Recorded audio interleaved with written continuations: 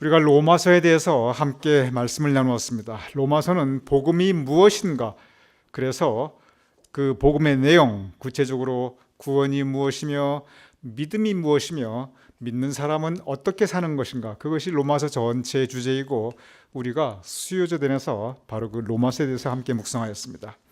이제 사도행전입니다. 사도행전은 바로 그 복음이 전파되는 과정입니다. 복음을 증인이 전파합니다. 증인은 그가 보고 듣고 체험한 것을 가감없이 그대로 전합니다.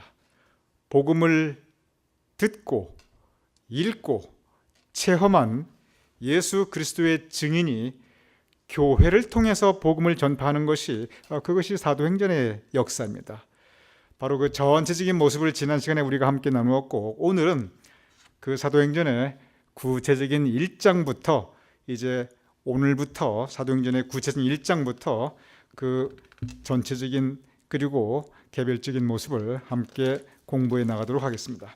사도행전 1장, 사도행전 전체 이렇게 시작합니다. 사도행전 1장 1절에서 2절입니다. 부탁합니다.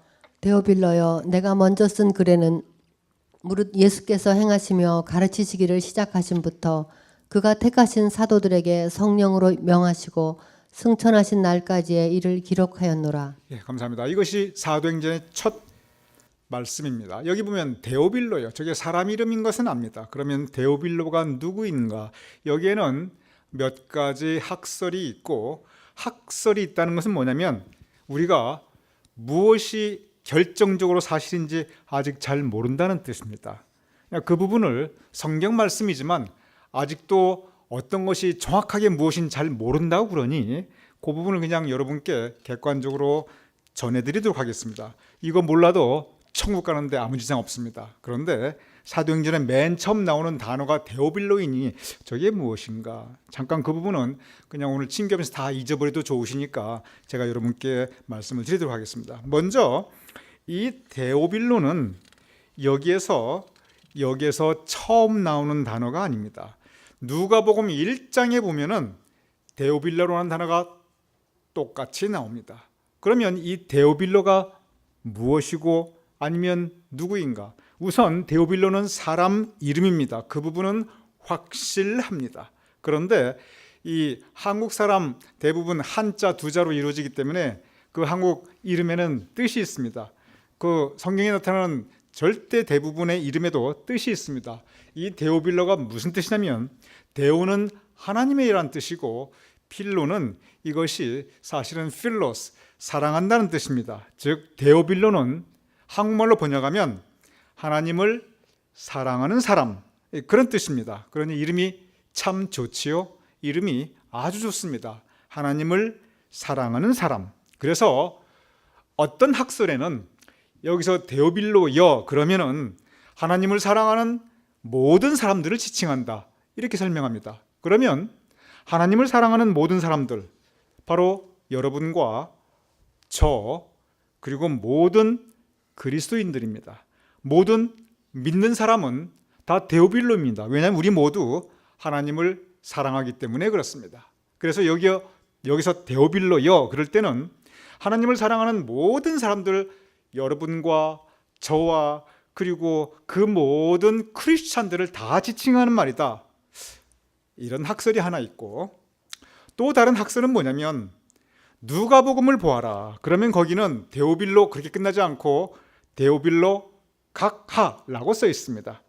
이 각하라는 호칭은 누가복음 1장 3절 4절에 보면 데오빌로 각하여 데오빌로 각하께서 이렇게 두 번이 반복이 되는데, 이 각하는 대통령 각하 똑같은 말입니다. 즉 이 각하는 어느 나라에 있든지 최고위 관리를 지칭하는 그러한 호칭입니다. 즉 데오빌로가 이렇게 모든 사람들, 하나님을 사랑하는 모든 사람들이라고 한다면 그러면 누가복음에서 왜 각하라는 말을 붙였겠느냐? 각하라는 말을 붙인 것은 구체적인 고위 관리이다. 그러니까 이 데오빌로가 누군지는 모르지만 분명히 아주 고위 관리 중에 한 사람이었을 것이다, 이런 학설이 있습니다. 즉 한쪽에서는 모든 하나님을 사랑하는 사람들이다. 이렇게 주장하시는 분들이 있고, 또 한쪽에서는 각하라고 하는 단어가 누가복음에 있는 것을 보아서는 이것은 구체적인 공위 공직자이다, 이런 말이 있습니다. 어떤 것이 사실인지 우리는 잘 모릅니다. 다만 중요한 것은 이 누가복음이 바로 이 데오빌로를 향해서 그리고 위에서 쓰여졌고, 지금은 모든 사람들 위해 쓰여진 이 그러한 성경 말씀의 한 부분이라는 것입니다. 그래서 이 부분 데오빌로는 제가 이렇게 두 가지 크게 이 흐름이 있다는 것을 여러분께 잊어버려도 좋으실 만한 그런 내용을 여러분께 말씀을 드립니다. 그러면 오늘 이 말씀에 누가복음 사도행전 1장 첫머리인데 데오빌로요. 그 다음에 이제 뭐라고 기록되냐면 내가 먼저 쓴 글에는, 자, 성경 퀴즈를 하나 내겠습니다. 여기에서 지금 이게 사도행전입니다. 사도행전의 저자입니다. 뭐라고 기록하면 내가 먼저 쓴 글에는, 그러면 여기서 여기서 나는 누구일까요? 혹시 아시는 분 있으십니까? 여기서 나는 누가입니다. 왜냐하면 사도행전을 쓴 분은 누가입니다. 그러면 누가가 뭐라고 쓰면 내가 먼저 쓴 글, 그러면 누가가 먼저 쓴 글은 무엇일까요? 혹시 아시는 분 계십니까? 그것은 누가복음입니다. 즉 여기에서 내가 먼저 쓴 글, 그것은 누가복음이고, 그래서 누가복음을 쓰신 분, 사도행전을 쓰신 분 동일 인물입니다. 이 사도 요한이 요한복음 썼지요. 요한 1서, 2서, 3서 썼지요. 요한 계시록 썼지요. 이렇게 사도 요한은 이 뭘 쓸 때마다 본인의 이름을 붙였어요. 요한복음, 요한 1서, 요한 2서, 요한 3서, 요한 계시록. 그런데 누가복음에는 누가가 나와 있는데 사도행전에는 본인의 이름을 숨깁니다. 그래서 여기서 내가 먼저 쓴 글에는 이것은 누가복음입니다.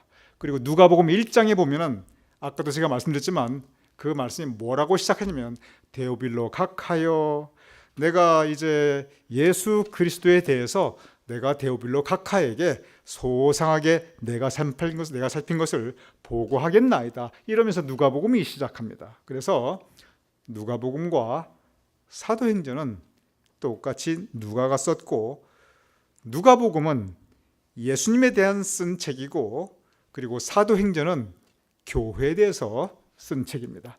저 내용을 다시 한번 보도록 하겠습니다. 자, 데오빌로요. 데오빌로 여러분 이제 이해가 되셨죠? 뭐 금방 잊어버리시겠지만 괜찮습니다. 내가 먼저 쓴 책에는, 내가 누군지 이해가 되셨죠? 누구라고 그랬죠? 누가. 먼저 쓴 글에는 뭐라고 그랬죠? 누가복음입니다. 그런데 이 누가복음의 내용이 뭐냐면 이 누가가 스스로 설명하는 거예요. 거기에는 무릇 예수께서 행하시며 가르치시기를 시작한 그 처음부터 그가 택하신 모든 사도들에게 성령으로 명하시고 그리고 승천하신 날까지의 일들을 다 기록하였노라. 이 누가복음의 내용이 그렇습니다. 예수님의 모든 행하신 행적, 예수님의 가르치심 다 기록되어 있고, 고난받으시고 그리고 죽으시고 무덤에 들어가시고 그리고 승천하신 때까지 딱 기록이 나와 있습니다. 그래서 여기에 보면은 누가복음의 끝이 승천하는 것으로 끝납니다. 그래서 그 부분을 다시 한번 상기시켜 줍니다. 상기시켜 줄만 합니다. 왜냐하면 누가복음도 데오빌로에게 보낸 글이었기 때문에 그랬습니다. 그래서 승천하기까지 그것이 이제 누가복음이고, 그리고 이어서 이제 사도행전에 대해서 말하고자 합니다. 사도행전 1장 3절입니다. 그가 고난 받으신 후에 또한 그들에게 확실한 많은 증거로 친히 살아계심을 나타내사 40일 동안 그들에게 보이시며 하나님 나라의 일을 말씀하시니라. 네, 감사합니다. 아까 1장 2절에서 승천하기까지 그렇게 이야기했습니다. 그런데 여기 보면 자, 그가 고난 받으신 후에, 고난은 십자가의 고난입니다. 고난 받으신 후에 무슨 일이 있었냐면 물론 무덤으로 들어가셨지요. 그러나 고난 받으신 후에 부활하셨습니다. 즉 부활하신 이후에 40일 동안 예수님께서 제자들과 함께 하시며 계속 복음을 전하셨습니다. 그런데 여기서 여러분께서 어떤 단어에 주목해야 하면 물론 고난 받으신 후에, 다른 말씀으로는 부활하신 이후입니다. 그 이후에 여러 가지 또 확실한 많은 증거로 살아계심을 보이시고, 즉 부활하신 것을 보이시고 40일 동안 그들에게 나타나셨는데 무엇을 가르치셨냐면 여기 보면 하나님 나라의 일을 말씀하시느니라 이렇게 기록되어 있어요. 하나님 나라, 한자로 말하면 천국입니다. 성경의 천국 또는 하나님 나라 똑같은 말입니다.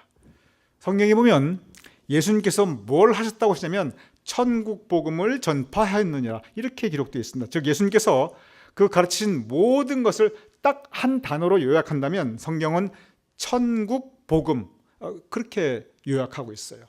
그것이 예수님께서 살아생전 계속 전파하신 말씀의 핵심입니다. 그런데 40일 동안 부활하신 이후에 승천하시기 전까지 40일 동안 계속 말씀하시고 증거하신 것도 여기 보면 하나님 나라의 일, 즉 천국 복음입니다. 이것이 뭘 의미하냐면 예수님의 그 모든 가르침 중에서 가장 많이 말씀하셨고 가장 중요하게 말씀하신 것이 그것이 바로 천국 복음입니다. 그러면 천국 복음이 무엇입니까? 이 세상의 복음이 아니에요. 세상의 복음은 우리가 부귀 영화 누리고 그냥 막 이렇게 출세하고 돈 많이 벌고 성공하고 이게 세상의 복음이에요. 천국 복음은 결국 한마디로 표현하면 그것은 구원입니다. 즉 예수님께서 구원과 영생에 대해서 구원과 영생이 그것이 천국 복음입니다. 그것이 바로 로마서의 주제이고 그것이 전파되어 나가는 사도행전이고 성경은 어딜 보아도 다 구원으로 연결되어 있습니다. 그래서 예수님께서 이 구원의 도에 대해서 하늘나라의 일에 대해서 천국 복음에 대해서 말씀하셨음을 또한 증거하고 있습니다. 그러면서 이제 예수님께서 승천하셨습니다. 자, 여러분 이 흐름을 보아주시기 바랍니다. 사도행전 1장 1절에서 2절까지는 뭐라고 기록되어 있냐면 데오빌러여 내가 이전의 책 누가복음을 통해서 예수님께서 행하신 모든 것을 다 이렇게 기록하지 않았느냐. 그런데 예수님께서 이제 3절에 승천하시기 전에 하나님 나라의 일을 40일간 또 말씀하셨다. 이제 승천하십니다. 승천하시면서 예수님께서 행하신 마지막 분부가 있습니다. 그것이 1장 4절입니다. 자, 부탁합니다. 사도와 함께 모이사 그들에게 분부하여 이르시되 예루살렘을 떠나지 말고 내게서 들은 바 아버지께서 약속하신 것을 기다리라. 예, 감사합니다. 승천하시기 직전에 제자들, 여기서 사도 그러면 예수님의 제자 그렇게 생각하시면 다 맞습니다. 제자들과 함께 모여서 분부하십니다. 자, 너희 흩어지지 말고 아버지께서 약속하신 것을 기다리라 라고 명령하십니다. 그러면서 한 가지 약속을 주십니다. 1장 5절입니다. 요한은 물로 세례를 베풀었으나 너희는 몇 날이 못되어 성령으로 세례를 받으리라 하셨느니라. 예, 감사합니다. 흩어지지 말고 기다리면 성령 세례를 받으리라 라고 약속을 해주셨어요. 여러분 여기에서 이 말씀을 우리가 좀 깊이 묵상할 필요가 있습니다. 하지만 오늘 시간이 제약되어 있으니까 아주 자세한 말씀 못 드리겠습니다만 그러나 이 부분을 잠깐 터치하도록 하겠습니다. 이 부분은 사실 제가 설교를 통해서도 벌써 몇 차례 설교한 부분입니다. 세례는 두 가지가 있습니다. 물 세례가 있어요. 물로 세례를 베풀었으나 물 세례가 있습니다. 두 번째 세례가 있습니다. 그것은 성령으로 세례를 받으리라. 성령 세례예요. 물 세례 여러분 어느 교회를 가나 재단에 보면은 이 세례대가 있어요. 어느 교회 나가나 이 재단에 보면 두 가지가 있습니다. 성찬대가 있고 그리고 세례대가 있어요. 이 세례대는 뭐냐면 이 개신교는 보통 강대상에 이렇게 놓아서 볼 수 있게 합니다. 캐톨릭 같은 경우는 저 앞에 들어올 때 이렇게 세례대가 있어요. 그래서 들어오면서 그 물을 이렇게 찍고 들어오기도 했어요. 뭐냐면 remember your baptism. 세례받은 것을 기억하라. 그 의미예요. 물 세례가 있어요. 물 세례는 일생에 단 한 번 받습니다. 교단하고 상관없어요. 교회하고 상관없습니다. 어디든지 하나님의 교회라면은 어디서 받았든지 다 유효하고 다 똑같습니다. 뭐 어느 교회, 어느 교단 세례가 더 좋고 캐톨릭 세례가 좋고 뭐 침례교회 침례가 좋고 그런 거 없어요. 다 똑같습니다. 그래서 물 세례는 일생에 단 한 번 받고 물 세례를 통해서 우리가 하나님의 자녀가 됩니다. 결혼식을 통해서 부부가 되듯이 물 세례를 통해서 살아계신 하나님의 자녀가 되고 그것은 일생에 단 한 번 받습니다. 그러면 사도행전은 이 물세례에 대해서 가르치는 부분이 아니에요. 물세례에 대해서 가르치는 부분은 이 복음서에 이미 나와 있습니다. 사도행전에서 계속 강조하는 것은 성령 세례예요. 그러면 물세례는 1년에 단 한 번 받는데 성령 세례는 일생에 몇 번을 받는가? 성령 세례는 우리가 수시로 받습니다. 많이 받을수록 좋아요. 성령 세례는 무엇이냐면 물 세례는 그야말로 물로 받습니다. 그래서 우리의 죄가 씻김 받고 죄로 인해 죽을 우리가 죽고 그리고 예수님의 하나님의 은혜 가운데 우리가 다시 사는 것, 그래서 거듭남이 그것이 물 세례입니다.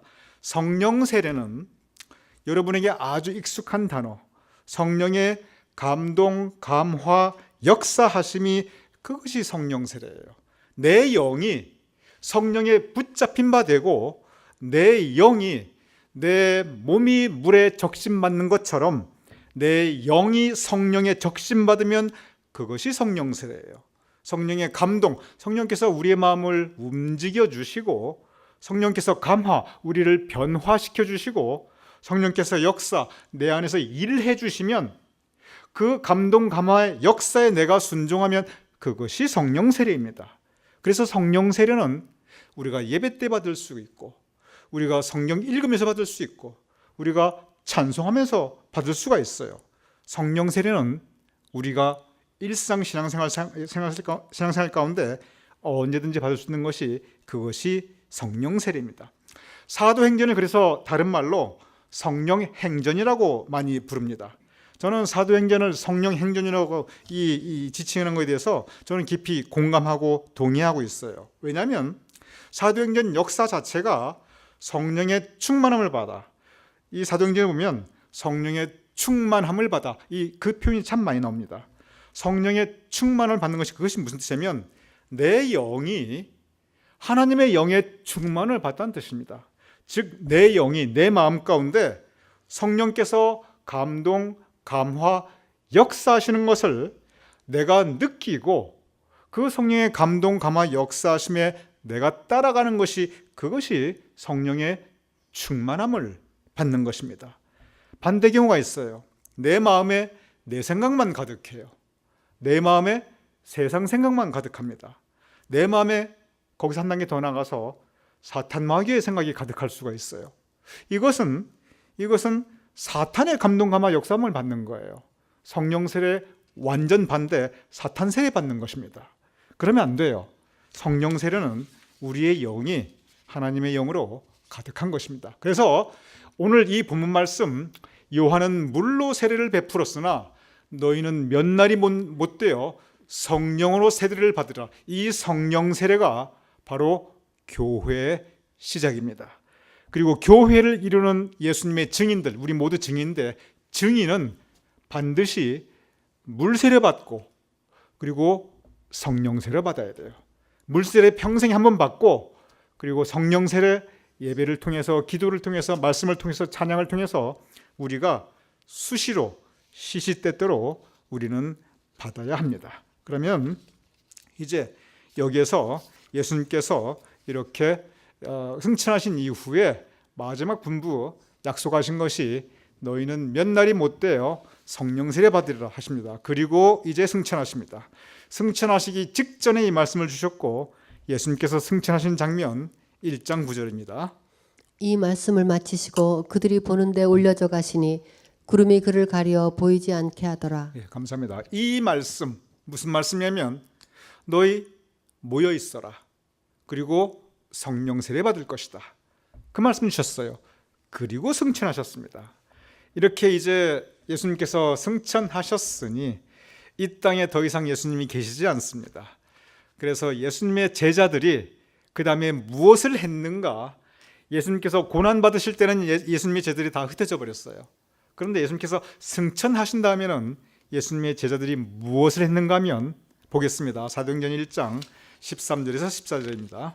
베드로, 요한, 야고보, 안드레와 빌립, 도마와 바돌로메, 마테와 빛, 알파웨의 아들 야고보, 셀로딘 시몬, 야고보의 아들 유다가 다 거기 있어 더불어 마음을 같이하여 오로지 기도에 힘쓰더라. 예, 감사합니다. 여기 보면 사도행전을 기록한 누가가 본인은 예수님의 사도도 아니면서 이 사도들의 이름을 하나하나 아주 친절하게 다 기록해 주고 있어요. 그 이유가 있어요. 예수님께서 뭐라고 말씀하시냐면 너희는 흩어지지 말고 모여 있어라. 기다리라. 그랬어요. 즉 한 명도 빠지지 않고 다 기다리고 있다. 그걸 누가가 우리에게 보여주고 있는 것입니다. 여기 보면 예수님께서 모여 기다리라 그러셨는데 그 말씀에 제자들이 순종합니다. 그래서 저 명단 그대로 저기 보면 11명이거든요. 가룟 유다는 이때 이미 자살하고 없어요. 원래 12제자였는데 이때는 가룟 유다는 이미 목매어 자살했기 때문에 한 명은 세상 떠나고 가룟 유다는 자살하고 11명이 남아서 그 11명의 이름을 하나하나 다 기록해 줍니다. 이유는 예수님께서 마지막으로 주신 그 말씀, 너희는 흩어지지 말고 모여 기다리라. 그 말씀에 순종하고 있습니다. 그런데 이렇게 모여 기다리라 그 말씀에 순종하고 있는데 이 예수님의 제자들이 모여서 기다리면서 한 가지 시키지도 않은 일을 합니다. 예수님께서 저거 하라고 시키지 않았거든요. 그런데 시키지 않은 일을 합니다. 무엇을 하고 있습니까? 기도하고 있습니다. 예수님께서 너희들 모여서 기다리면서 기도하라는 말씀까지는 안 했거든요. 그런데 시키지도 않은 일을 합니다. 보통 우리가 시키지도 않은 일을 한다 그러면 보통 부정적인 의미로 많이 써요. 시키지도 않은 짓을 해가지고 보통 안 해도 될 일을 한다. 그게 시키지도 않은 일을 했다. 이것이 우리가 보통 쓰는 말입니다. 그런데 여기서는 굉장히 좋은 의미입니다. 여러분, 기도는 시키지 않아도 하는 것이 좋습니다. 그것이 교회의 출발이에요. 그래서 예수님의 제자들이 저렇게 모두 모여 예수님께서 흩어지지 말고 모여서 기다리라 했는데 그 말씀 그대로 순종하면서 그러면서 오로지 기도에 힘쓰더라. 마음을 같이하여 기도에 힘쓰더라. 저 말씀이 참 좋아요. 마음을 같이하여 기도에 힘쓰더라. 기도에 힘쓰는데 마음은 따로따로 하면서 기도에 힘쓰면요, 아주 복잡하고 곤란합니다. 이 마음을 같이하고 기도에 힘쓰는 것, 바로 이 모습을 제자들이 보여주고 있습니다. 이 모습은 예수님의 제자들이 이제 복음 전파를 해야 하는 그러한 때입니다. 예수님의 제자들이 이제 예수님의 증인으로서 교회를 세우고 구원 사역을 시작해야 할 때입니다. 그때 맨 처음 한 것은 마음을 같이하여 기도에 힘쓴 것입니다. 우리 저 말씀에 본받아야 합니다. 우리도 교회로서, 공동체로서 우리도 마음을 같이하여 그리고 기도에 힘써야 합니다. 저는 저 순서도 참 좋아요. 기도에 힘쓰며 마음을 같이 한 게 아니고 마음을 먼저 같이 하고 그리고 기도에 힘씁니다.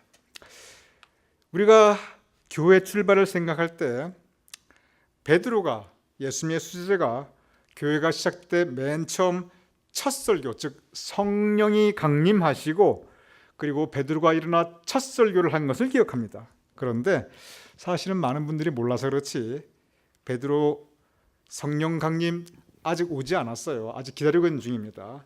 첫 설교 아직 안 했어요. 그런데 그 전에 한 일이 있습니다.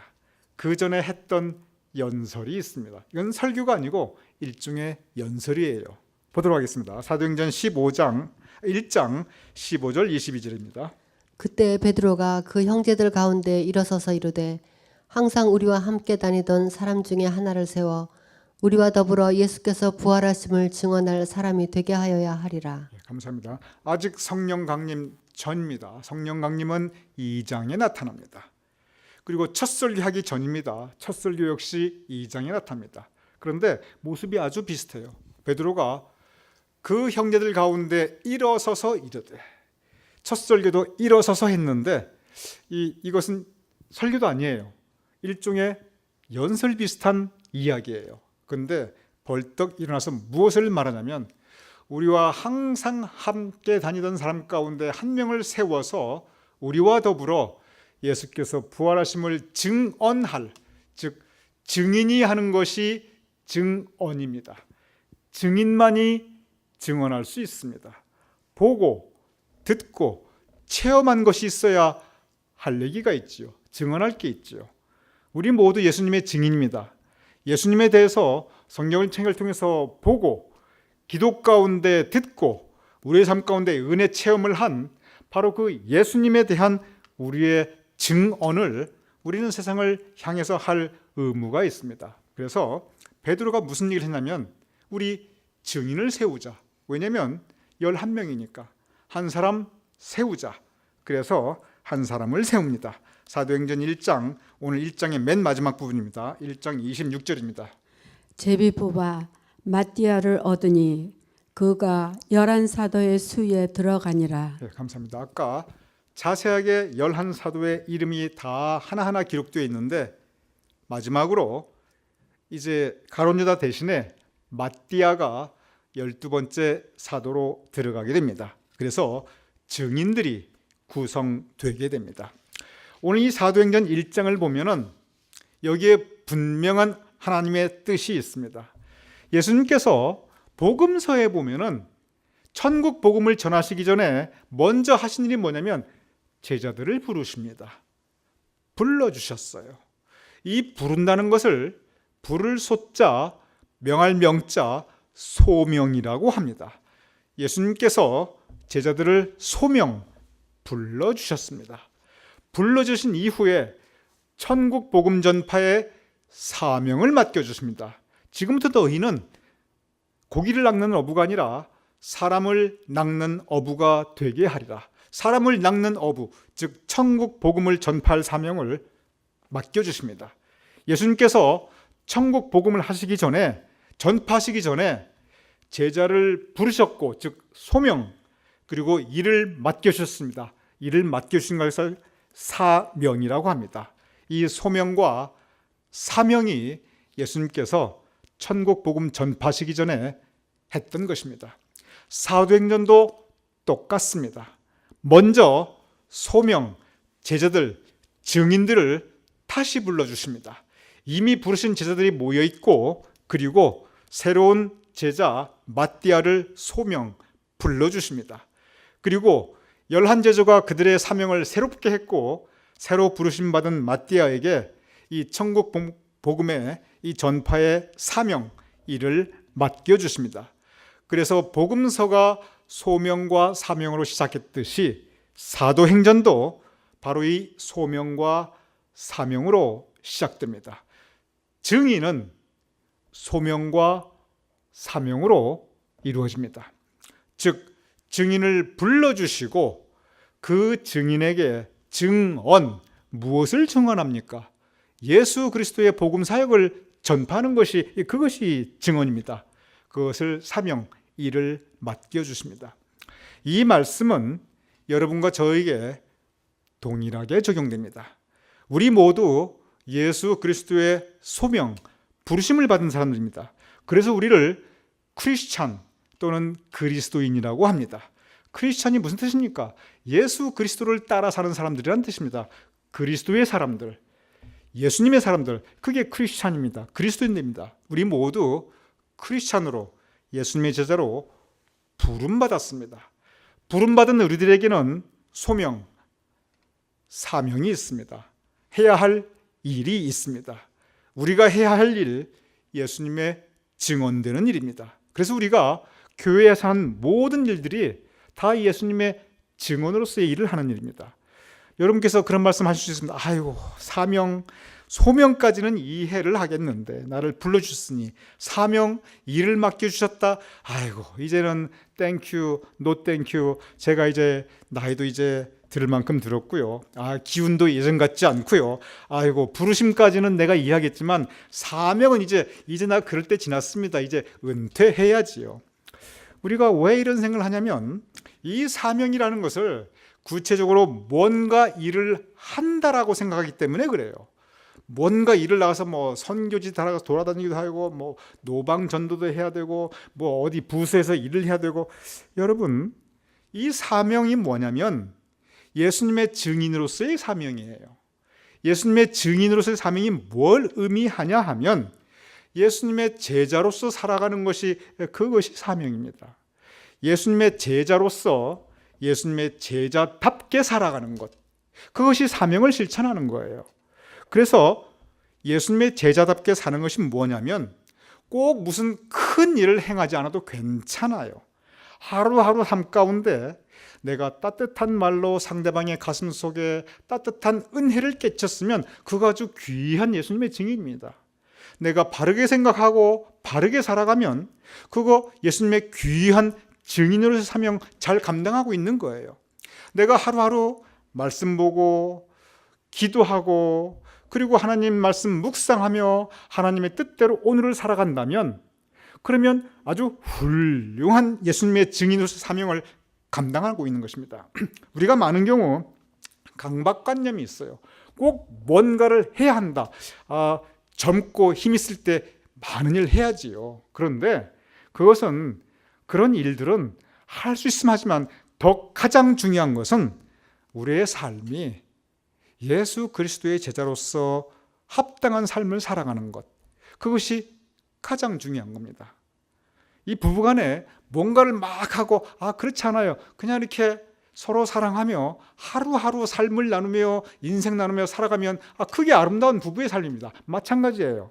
예수님의 증인으로 살아가는 것, 사명을 감당하는 것은 내 하루하루의 삶이, 내 오늘의 생각이, 내 오늘의 입술의 열매가, 내 행실이 예수 그리스도의 제자답게 살았으면, 예수 그리스도의 제자답게 생각하고 말하고 그렇게 살았으면 그것이 우리에게 주어진 사명을 잘 감당한 것입니다. 그래서 여러분, 예수님의 제자로서 소명받았으니 사명을 이룬다고 하는 것, 그것은 우리의 일상생활입니다. 이제 힘이 없어. 괜찮아요, 여러분. 제가 말씀드렸죠. 교회 사는 일에 제일 중요한 일은 이렇게 출석하시고 자리 지키시는 일이라고. 그리고 설령 그러면 지금 은혜 가든 계시는 분들은 교회 못 나오시니까 그럼 그분들은 아무것도 안 하시네요. 그렇지 않습니다. 그분들께서 살아오신 삶의 열매가 있어요. 그분들께서 지금도 예수 그리스도의 자녀로서 살아가시는 그 하루하루 어디에 있든지 그 삶의 자리에서 예수 그리스도의 제자로서 살아간다면 훌륭하게 사명 감당하고 있는 것입니다. 그러니 여러분과 저, 우리의 건강의 상태가 어떠하든지, 우리 육신의 연령이 어떠하든지, 우리가 기운이 있든 없든 우리는 모두 소명, 부르심받은 사람들이고, 그리고 우리는 모두 사명, 증인으로서 살아갈 것을 주님께서 우리에게 맡겨주신 사람들입니다. 사도행전, 바로 그 사명과 소명과 그리고 사명으로 시작됩니다. 우리의 삶, 증인으로서의 삶입니다. 여러분과 저 모두 이 소명과 그리고 사명을 잘 감당할 수 있는 우리가 될 수 있기를 주님의 이름으로 축원합니다.